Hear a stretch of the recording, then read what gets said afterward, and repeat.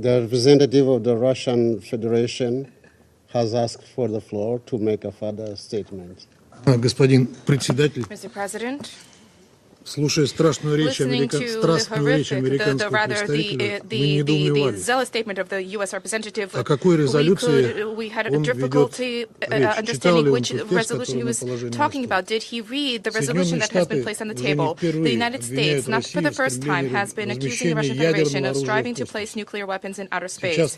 Now, just now, the U.S. representative referred to some kind of a satellite, which, in his opinion, once again, in a highly likely style, can be likely possibly placed on a nuclear engine. I didn't even fully understand what he was talking about, but that's not what is important. If the United States is accusing the Russian Federation of striving to place nuclear weapons in outer space, then what does the U.S. representative not like in the text of the resolution which we proposed? The text contains identical wording, the same as the U.S. draft resolution, which was vetoed by us on the 24th April, and for good reason, because that draft resolution which you submitted, the U.S. delegation submitted, limited the scope of the resolution merely to weapons of mass destruction. We are now proposing a resolution which encompasses both WMDs and all forms of other weapons in outer space. We are talking about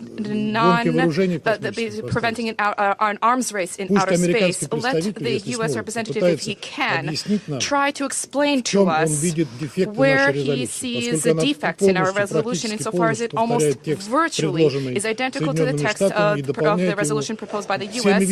and supplements it with all other forms of weapons which we believe must not be placed in outer space. Thank you.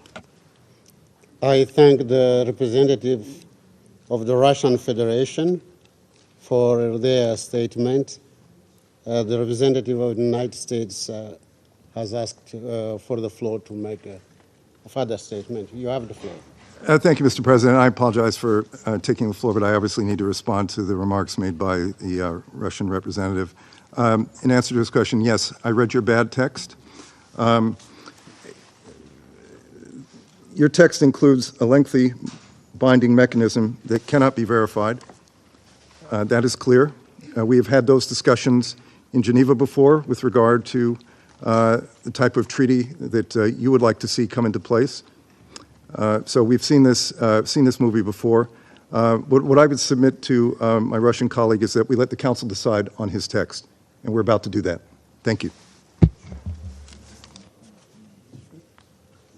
I thank the representative of the United States for their statement.